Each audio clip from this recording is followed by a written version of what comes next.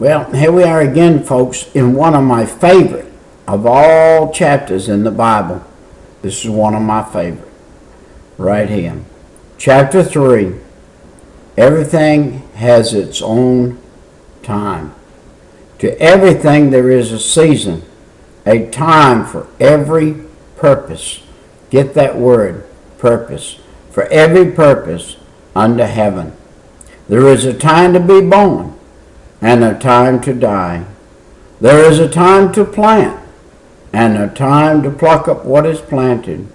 There is a time to kill and a time to heal. A time to break down and a time to build up. There is a time to weep and a time to laugh. There is time for many things. There is a time for dance, and there is a time to cast away stones. There is a time to gather stones, and a time to embrace. There's a time to refrain from embracing, and a time to gain. There is a time to lose, and a time to keep. There is a time to throw away, and a time to tear. There is a time to sow, and a time to reap, and a time to keep silent. And there is a time to speak, and a time to love. There's a time to hate, and a time of war. There's a time of peace after the war. This is a good text. This text tells us that for everything under the sun, there is a time. And that's something we need to think about. What profit has a worker from that which is he labor? I have seen God-given tasks with which the Son of Men are to be occupied. There are God-given tasks in this life that we are to be occupied with. They may not pay cash money. They may not pay earthly dividends. But the heavenly dividends are worth more than the earthly. Just think of the lady that gave her 2 mites, all that she had. She has those 2 mites plus the profit they gain in heaven forever. Just think of that. 2 mites forever, what they could gain.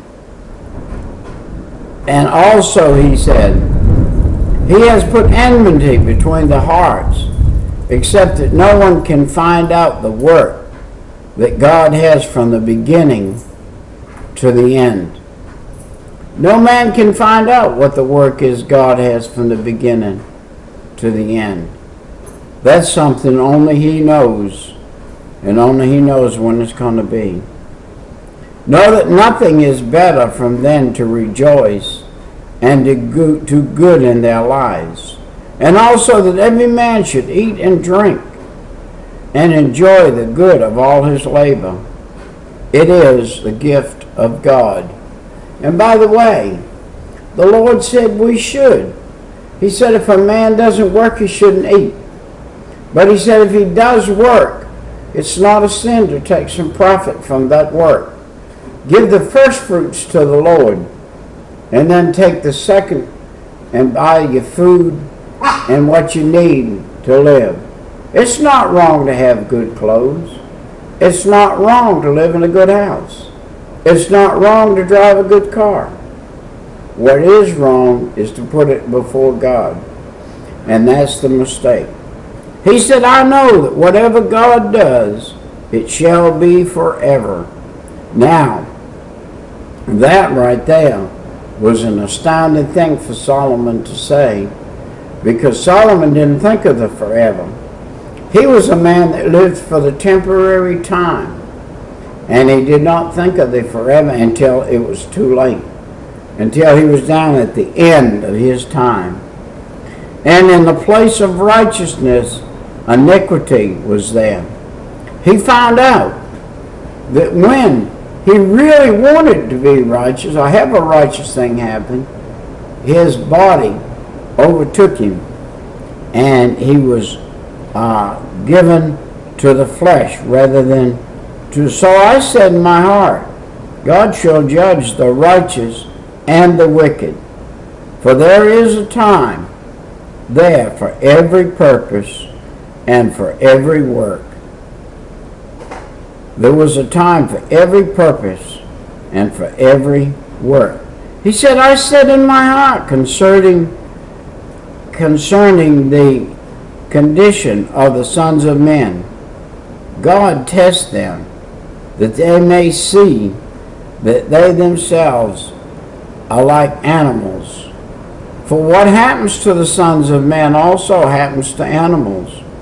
One thing befalls them, as one dies, so dies the other.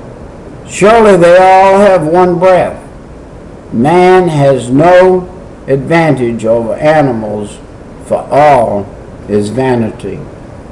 In this sense, in the light that he was saying this, let's see it for what he says, that we all die, and life is in the breath.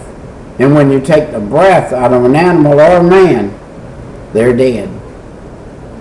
And so, in that sense, we are like the animals. All go to one place. All came from dust, and all return to dust. Who knows the spirit of the sons of men, which goes upward, and the spirit of an animal, which goes down to the earth? So I perceive that nothing is better than that a man should rejoice in his own works, for that is his heritage. For who can bring him to see what will happen after him? And that's the end of chapter 3. The beginning of chapter 4 is, Then I returned and considered all the oppressions that is done under the sun. Now remember, he's writing this book at the end of his life. He's already spent his life. He's already done everything he's going to do, and now he's written this book. And he said, And look, the tears of the oppressed, but they have no comfort.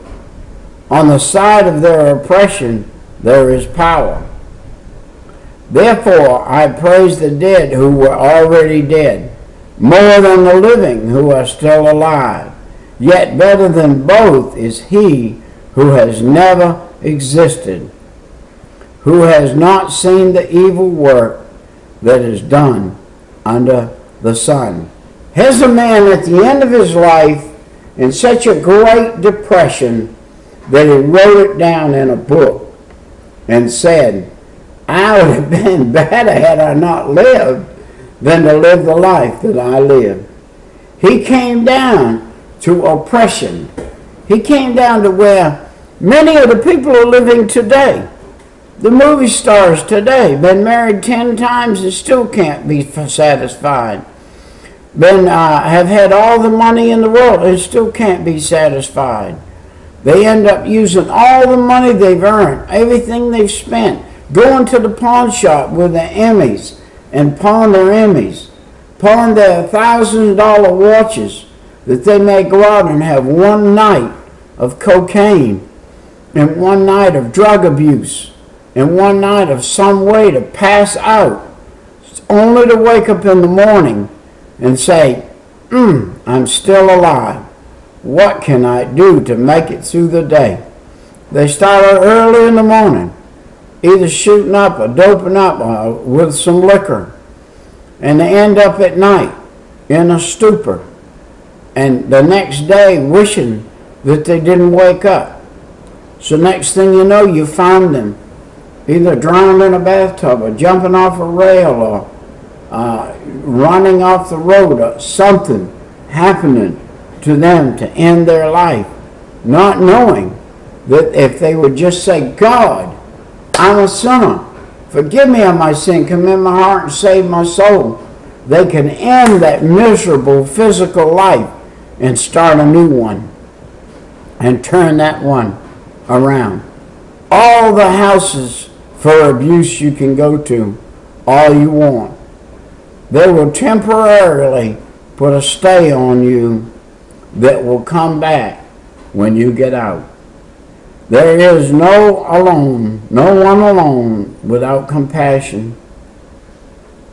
He has neither son nor brother, yet there is no end to all his labor, nor his eye satisfied with riches. But he never asks, for whom do I toil and deprive myself of good? And also is vanity and the grave misfortune. Listen, there is no comfort in the world. Whether you seek fortune or fame, riches or honor, whatever it is in the flesh, there's no comfort in the world.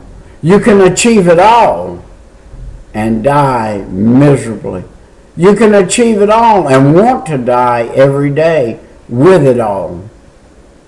You can have the best house, best furniture, best everything, best car, servants, maids, butlers, horses, cattle, all the cars in the world. I saw a fellow on TV not long ago. A very wealthy man opened the doors to a warehouse full of cars, human-made cars that will one day burn, all burn. Talking about how many million this one's worth, how many million that one, how many 100,000, how many 100,000. All vanity and vexation of spirit. Not one of them cars can comfort that man when he loses a child, loses a mother, loses a father, or when he's in his distress. Nothing that he has will comfort him. Nothing except God. My friend, look unto God, who is the great comforter, and he will comfort you. He will deliver you out of your place of solace where you are. My friend, I'll be back again in a few minutes with another one of these excerpts. See you for now. Love, Brother Peter.